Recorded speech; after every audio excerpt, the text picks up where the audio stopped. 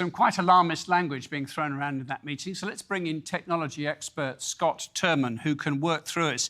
Are they right to be alarmed, Scott?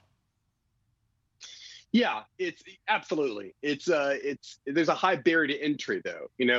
I think the real danger is that there's only really six corporations that have the compute power to make the really dangerous stuff, right? I mean, the congressman mentioned, nuclear bombs or nuclear technology, but there's high barriers to entry, namely uranium, refinement methods, and know-how. The cat's kind of already out of the bag. The open source is already kind of out there. So really, what we're really talking about is regulating the usage and not really the actual tech itself, because the technology is already out there. I mean, as an example, California has a bill seeking to require companies to notify people when AI was used to make decisions, like maybe when they get fired or maybe when they're turned down for credit. That's definitely regulating the usage, but the cat's already out of the bag in terms of the actual technology.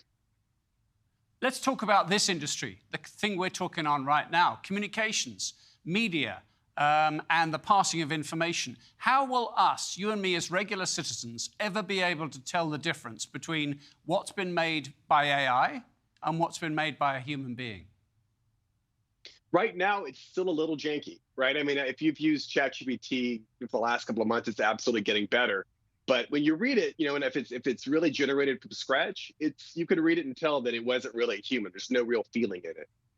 But there will be a day, if it isn't already here, where the stuff that's being produced, it will sound exactly like a human wrote it.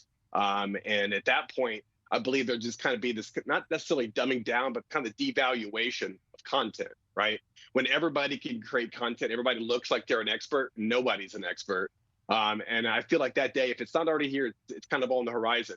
ChatGPT could run your computer, right? ChatGPT 3 needed thousands of GPUs to run. ChatGPT 4 needs exponentially larger computer power. So the most useful models that are large enough to fool humans or really exhibit the state of the art require hardware compute power only available to like 6 corporations in the world. So the really, really good stuff, unfortunately, is going to be kind of controlled by only a handful of people.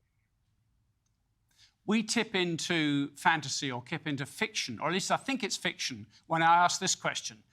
At the moment, when a computer goes wrong, often the best way is turn it off and let it start again. Are we ever going to be in the risk of the computer refusing to turn off and start again? Sure, possibly, right? That's a very science fiction-y kind of thing. Right now, it would be great at identifying tumors or, generating content. This would presuppose that there's some, non-malevolent force that's not being, monitored by humans, with their finger on the button. Is there a future? Elon seems to think so.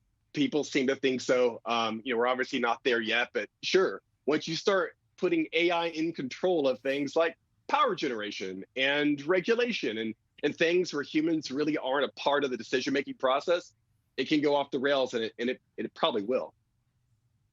Scott, I'm just checking. You are a human being, right?